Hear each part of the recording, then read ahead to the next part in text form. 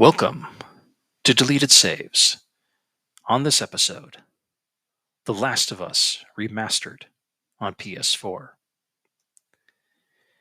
It is rare that a game comes out that so polarizes a fan base and has a lot of opinionated wannabes and hangers-on, while at the same time being critical and commercial darling in the field of games and media that share the same basic story plot.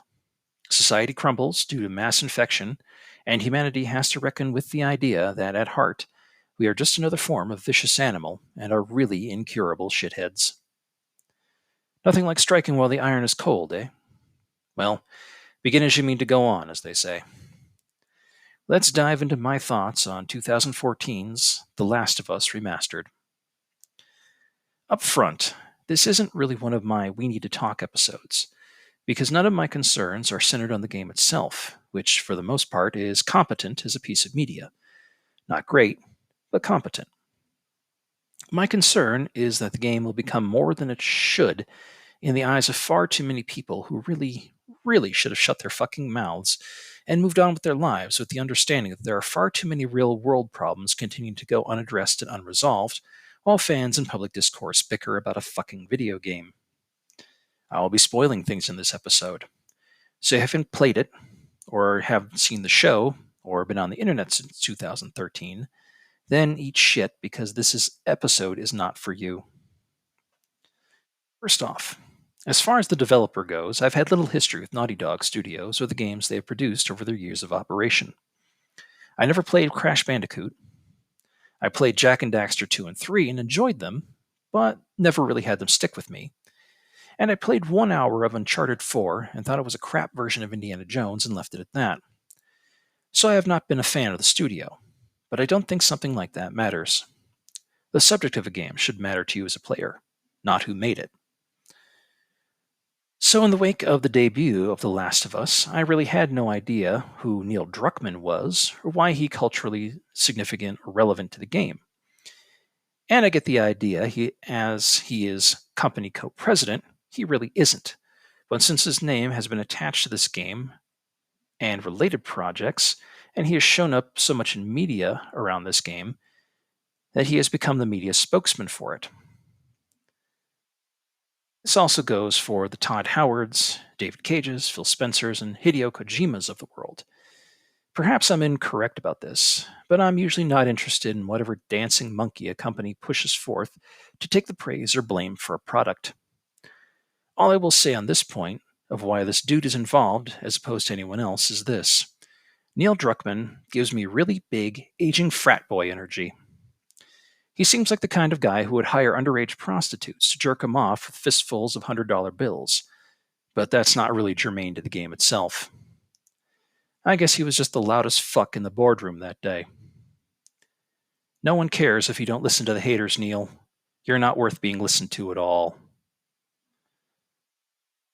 But to the nature of the game itself, when I heard of it, intrigued me because of my history with gaming. It's a post-apocalyptic story with some sort of zombie trait. I love the story like that. I am, at heart, a pessimist and skeptic of the human condition. I deeply and profoundly believe humanity's time in the spotlight is long over, and we have done little to nothing to pull ourselves back from the brink of our own self-absorbed lives and the brink of our own destruction. Whatever performative horseshit we do in public now to be inclusive, non-inclusive, eco-friendly, pro or anti-corporate, hate speech, love is love, whatever the hell turns your motor for you or is your personal bugbear, it is just as I stated, an act and an act of self-delusion. And it is time the whole of the human species met its end. So crushing end of the world tales speak to me. And no, I'm not interested in your opinion, or some overpaid chucklefuck pundit's opinion otherwise, person who may be typing a response now. This ain't your show. So why did I not play this in 2013 when it first debuted to glowing critical and commercial success? Because I did not own a PS3.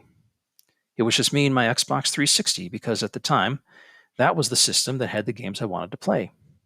That changed when the console generation changed, and I got a PS4 because that system had the games I wanted to play. No deeper a thought than that. So it was cool that there was an update to The Last of Us so I could finally play it and see what all the fuss was about. I loaded the game up and started it. It begun with a scene of low key humanist destruction. It's already in the right direction. And at the time, the TV series The Walking Dead had premiered in 2010, so popular zombie fiction was again in our midst, and the time was ripe for a game like The Last of Us to do well. Here's a hint, dear listener. Keep that reference in mind. I'll be bringing that back up much later. Then we soon pick up the reins of a young teenager, Sarah, up way past her bedtime on a school night, who is waiting for a single parent dad, Joel, to come home. We don't know what Joel does for a living, possibly construction, but possibly sketchy side hustles as well. But it would seem he works with his brother Tommy. And when Joel comes home far too late, he is discussing some sort of issue around a job with Tommy. Now, we could say this is bad parenting, but I've spent the last few years teaching middle school in a disadvantaged neighborhoods in a largely economically disadvantaged American school district, by which I mean just another far too many of them nationwide. And many of my students have stories of mom and or dad working sketchy side jobs and in poor conditions to make ends meet, usually in slave servitude to the rich in society or to our many corporate overlords. So I understand Joel right away in that capacity. Joel and Sarah have a touching scene, and she drifts off to sleep. Now, there are hints in the background, so far, that something is happening globally that should be setting off all sorts of red flags. But ecological disaster on a global scale hasn't happened in Austin's suburbs just yet.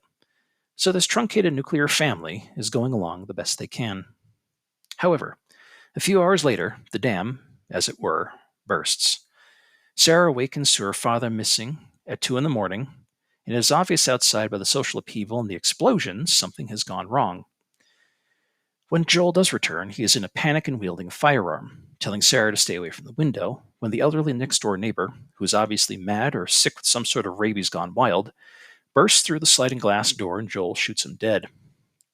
From there, it is a mad dash to the truck where Tommy awaits, and the three fly through the countryside heading towards Austin, avoiding vehicles out of control, passers-by begging for help, or the remains of human beings attacking any other outside person they can get to with tooth and nail. God damn, we are off to a start. The trio crash into a small downtown outside the main city, and Joel must carry his daughter the rest of the way as her leg is broken. We, as the player, control a leaden Joel as he runs through hordes of rapidly transforming citizens, while Tommy runs interference until he reaches an army checkpoint. The poor private on duty, in full hazmat suit and automatic rifle, gets the order to shoot to kill anyone who approaches, sick or not, and he opens fires on Joel and Sarah. While he misses Joel, Sarah is hit directly, and while Tommy executes the private, Sarah dies in Joel's arms in a big heart-wrenching moment. It is at this point I must tell a weird side story. I watched a number of streamers play this game, and most people who streamed the game got teary-eyed or choked up at this scene. I did too, I'll admit. But one streamer I watched actually laughed at this scene and said to his Twitch audience, "What? I don't know these people. They aren't real, and he did something stupid. Why shouldn't I laugh?" So keep that thought in mind too, if you get upset about anything I say. Not everyone agrees with you, or me. Anyway, we move 20 years into the future. Joel now lives in one of the few fortified centers of humanity left in Boston. Tommy is missing, and everyone has complicated post-traumatic stress disorder. Smuggling and martial law are the orders of the day, and even as we pass the military who runs this complex, they are publicly executing people found to be infected. Joel is a smuggler now, maybe something he was familiar with in the before times, trying to get goods from the destroyed world into the city so folks can enjoy them. They work, vaguely, with a group of so-called freedom fighters called the Fireflies, who, I guess, vaguely oppose this new post-apocalyptic government. Somehow.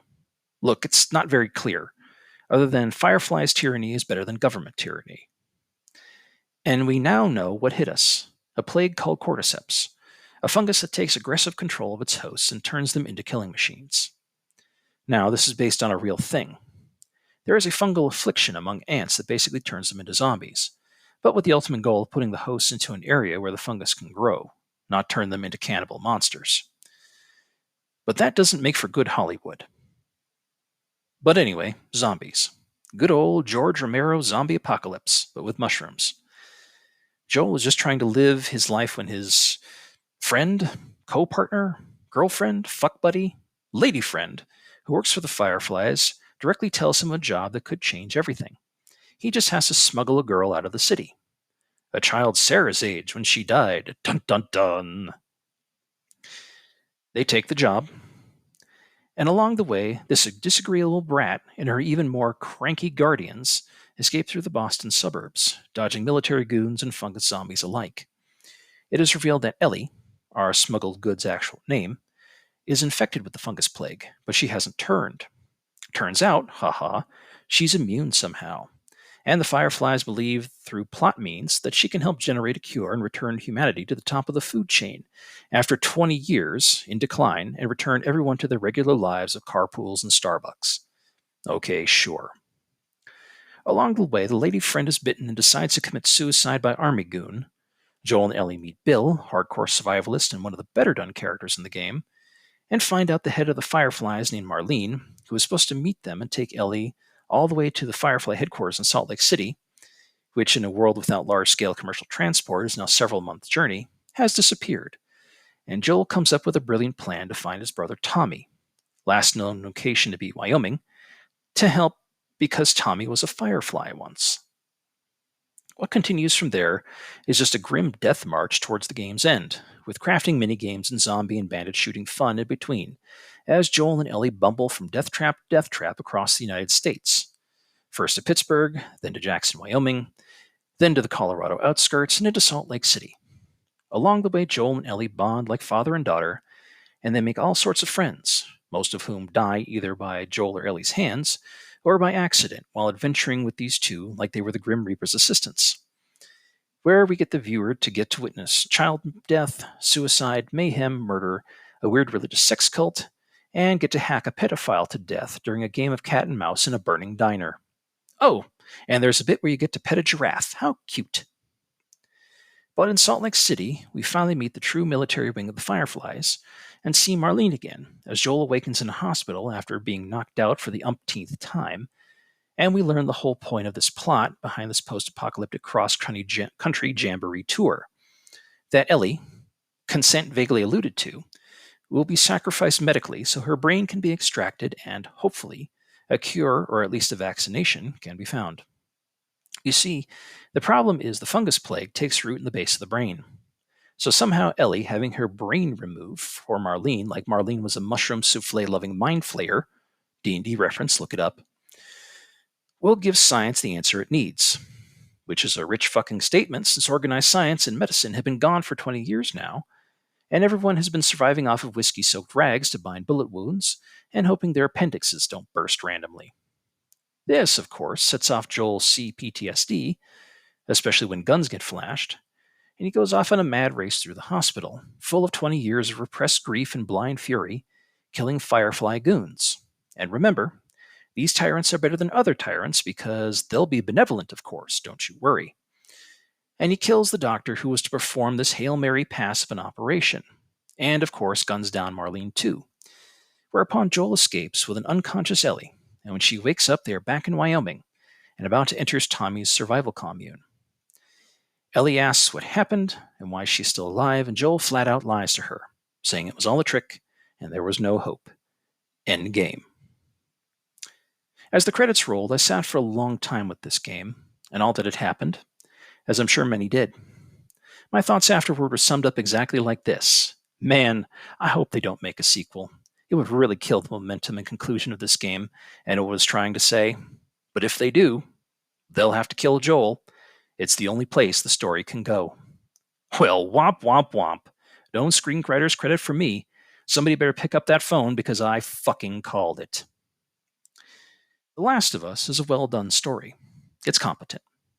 There are far better apocalypse tales out there, and quite a few more fun. But it does what it does well. It's not great, but here we are. Because at its heart, The Last of Us is not a story about zombies, as no good zombie story is after all. The monster is just a catalyst. It is a story about humans, us, and how fucked up we are, and how thin the veneer of civilization is. We are the monsters underneath our morals and obligations and laws.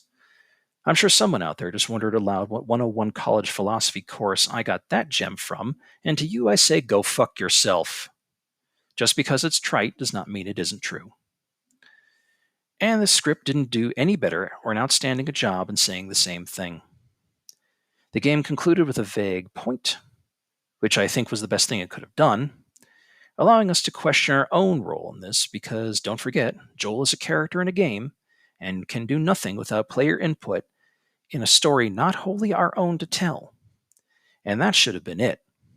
Let me say this again. That should have been it.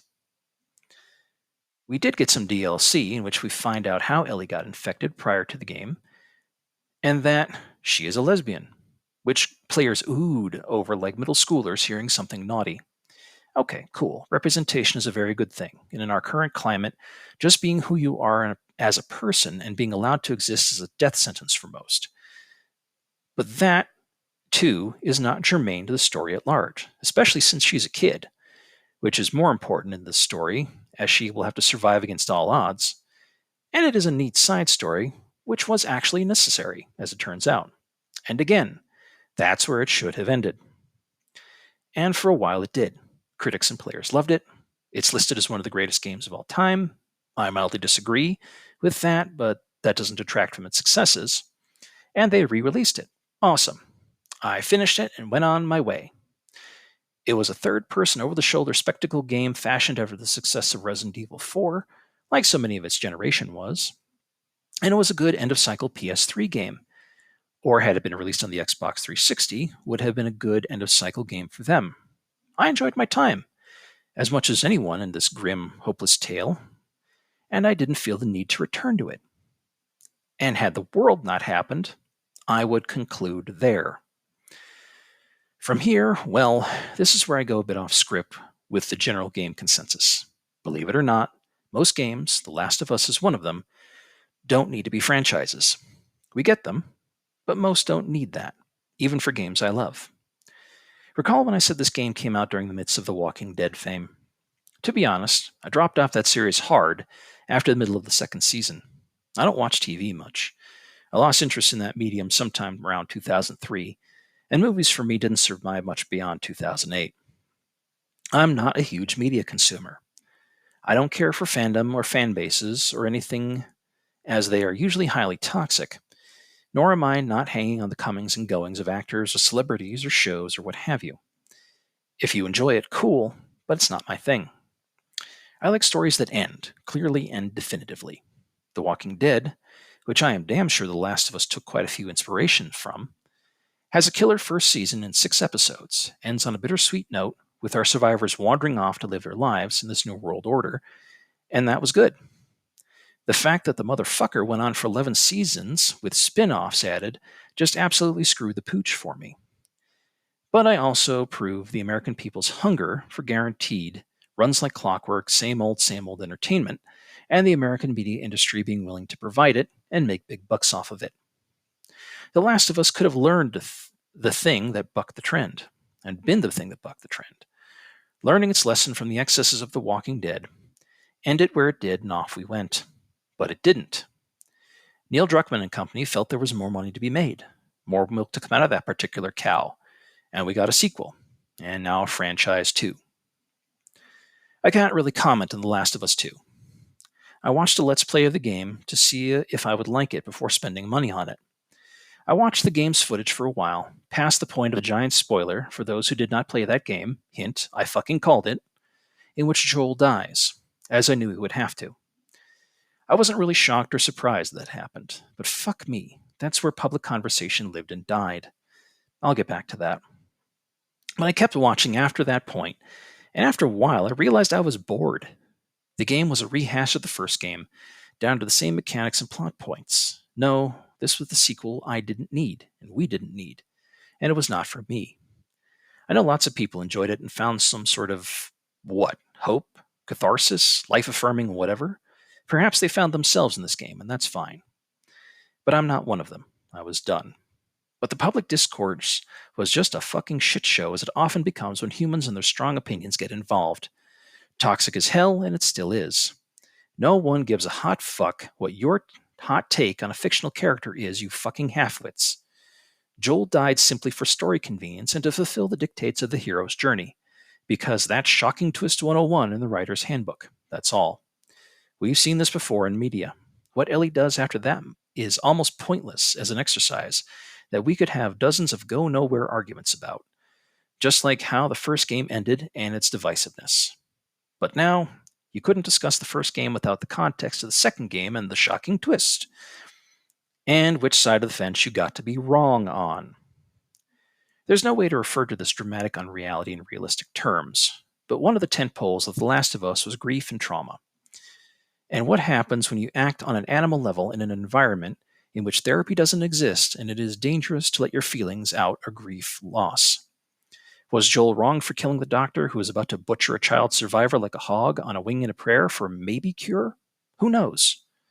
Why did Marlene and the Fireflies think child murder for a possible cure was the solution? Who knows? You're trying to make sense of insane motives. For a man who had suffered, as so many did, for 20 years and blew up when a surrogate daughter was in danger, in a world where your PTSD is only held in check by the even worse PTSD of the absolute nut job squatting in the reclaimed McMansion next to yours while avoiding a police state and mushroom monsters, and an organization who believed deeply that they were to be saviors. Let's say they made a cure from head cheese duelli. What world would we be going back to? Government bureaucracy? Environmental degradation after the Earth had already begun to reclaim her own? Gang war? Racism? Corporate excess and greed? With the Fireflies and their homegrown terrorism in the lead? Ask the Native Americans and the slaves how well that one worked out when the terrorist, I mean revolutionary spirit, of the founding fathers won and forced the British government out. What lesson did we think the end of the world was supposed to teach? Should we be able to return to the before times? And did no one think maybe we could just study Ellie for a while, see what happens as she gets older? Yes, making her a lab rat would still be a prison term for life, but was a death sentence on a whim better? Likely no. She would not have liked it, but what if she consented to having kids? If we could argue that she can give consent to give her life, she could consent to being monitored to see what happens with this infection as she matures, as it is not killing her, or her offspring. If the doctors could do surgery in this world, they could perform IVF, and she could stay with a female partner. But still, not a choice, really. No one made the right decision here.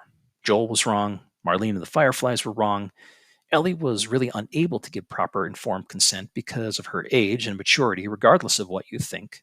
Remember, there are elected officials in some U.S. states in the real world who think if a teen under 16 says it's good enough for them to marry, they can be. But really, is informed consent even a thing in a world that has been reduced to some sort of enlightened tribalism?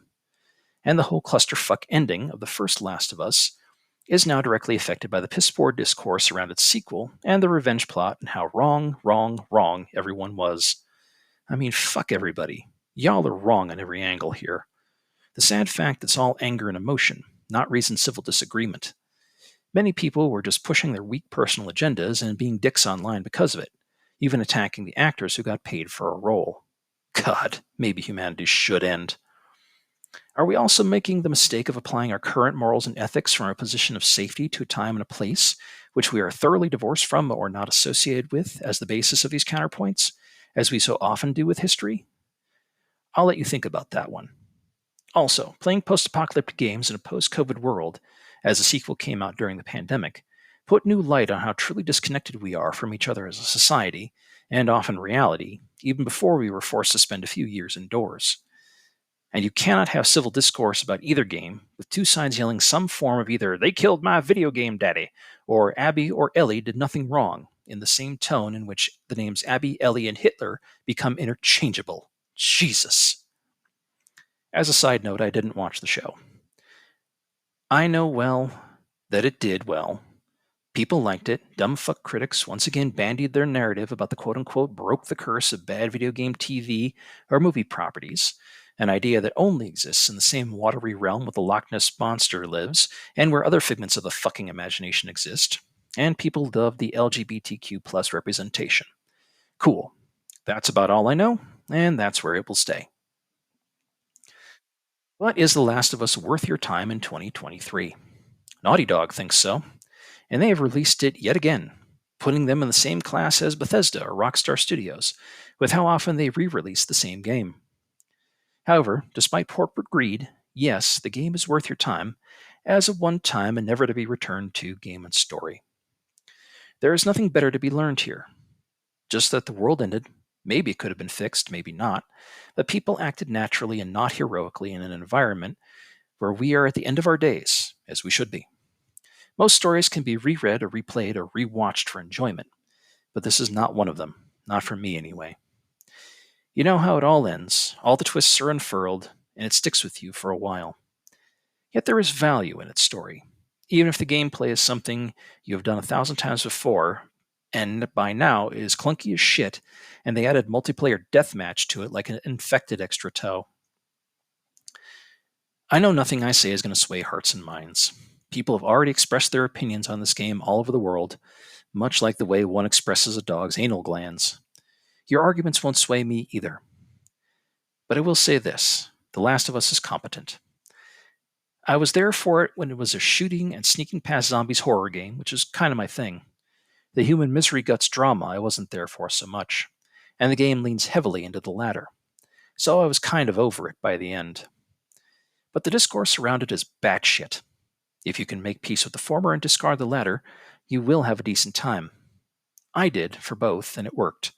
Once, anyway. And like being bitten by a rabid animal, once is all you need to get infected. Thank you for listening.